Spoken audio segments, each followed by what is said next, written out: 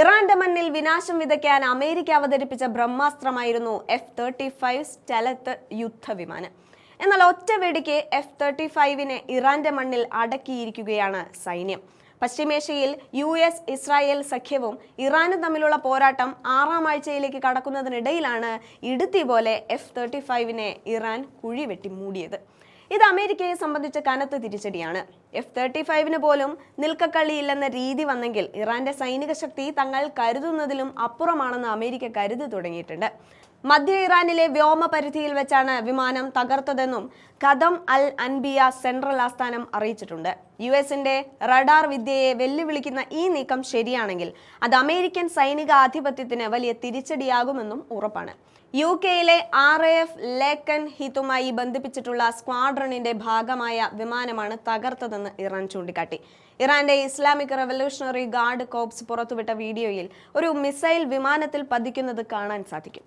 പുലർച്ചെ 2:50ഓടെയാണ് സംഭവം നടന്നതെന്നും പൈലറ്റ് രക്ഷപ്പെടാൻ സാധ്യതയില്ലെന്നും മെഹർ വാർത്താ ഏജൻസി റിപ്പോർട്ട് ചെയ്തിട്ടുണ്ട്. എന്നാൽ US സെൻട്രൽ കമാൻഡ് ഈ അവകാശവാദം ഇതുവരെ സ്ഥിരീകരിച്ചിട്ടില്ല. എന്തുകൊണ്ട് F-35 വിമാനം തകർന്നുവെന്ന വാർത്ത അമേരിക്കയെ ഞെട്ടിച്ചുവെന്ന് നോക്കാം. എന്തുകൊണ്ട് F-35 വിമാനം തകർന്നുവെന്ന വാർത്ത അമേരിക്കയെ ഞെട്ടിച്ചു എന്ന് നമുക്ക് നോക്കാം. ലോകത്തിലെ ഏറ്റവും ചെലവേറിയ യുദ്ധവിമാനമാണ് F-35. ഇതിന് ഏകദേശം $450 ബില്യൺ വില വരും. റഡാറുകളുടെ കണ്ണ് വെട്ടിച്ച് പറക്കാനുള്ള ഇതിന്റെ സ്റ്റെൽത്ത് ശേഷിയാണ് അമേരിക്കയുടെ പ്രധാന കരുത്ത്.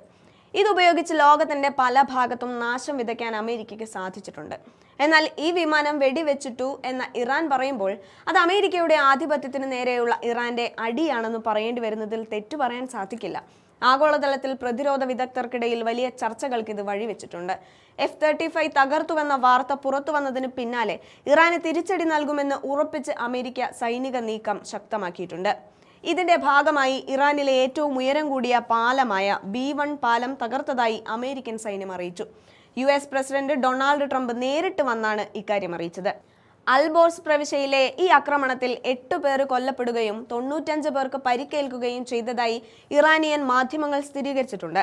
ഓപ്പറേഷൻ എപ്പിക് ഫ്യൂറിയുടെ ഭാഗമായി ഇറാനെതിരെ നീങ്ങുന്ന അമേരിക്കയ്ക്ക് കഴിഞ്ഞ ദിവസങ്ങളിൽ മറ്റ് വിമാനങ്ങളും നഷ്ടമായിരുന്നു. കുവൈറ്റ് വ്യോമ പ്രതിരോധ സംവിധാനം അബദ്ധത്തിൽ 3 US F-15E സ്ട്രൈക്ക് ഈഗിൾസ് വിമാനങ്ങൾ വെടിവെച്ചു വീഴ്ത്തിയിരുന്നു.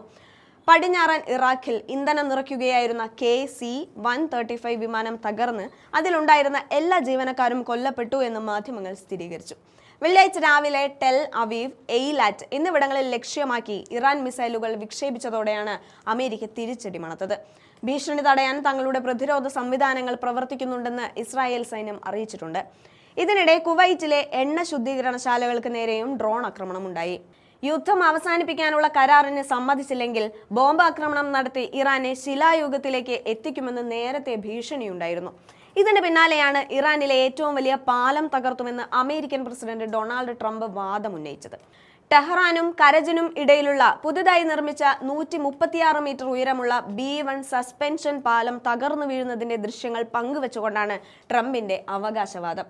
ഏകദേശം $400 മില്യൺ ചിലവിൽ നിർമ്മിച്ച ഈ പാലം കറുത്ത പുക ഉയരുന്നതിനിടെ തകർന്നടിയുന്നതാണ് ദൃശ്യങ്ങളിലുള്ളത്.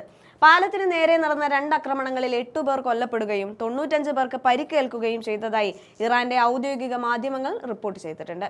ഇറാന്റെ പ്രധാന അടിസ്ഥാന സൗകര്യ പദ്ധതികളിൽ ഒന്നായ ഈ പാലത്തിന്റെ മധ്യഭാഗം പൂർണ്ണമായും തകർന്നുവെന്നും ഇനി ഒരിക്കലും ഇത് ഉപയോഗിക്കാൻ കഴിയില്ലെന്ന് ട്രംപ് ചൂണ്ടിക്കാട്ടി.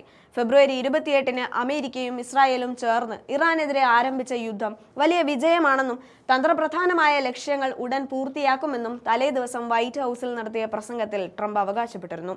ഇതോടൊപ്പം ഇറാന്റെ വൈദ്യുതി നിലയങ്ങൾ ഒരേ സമയം തകർക്കുമെന്ന ഭീഷണിയും ട്രംപ് ആവർത്തിച്ചിട്ടുണ്ട്.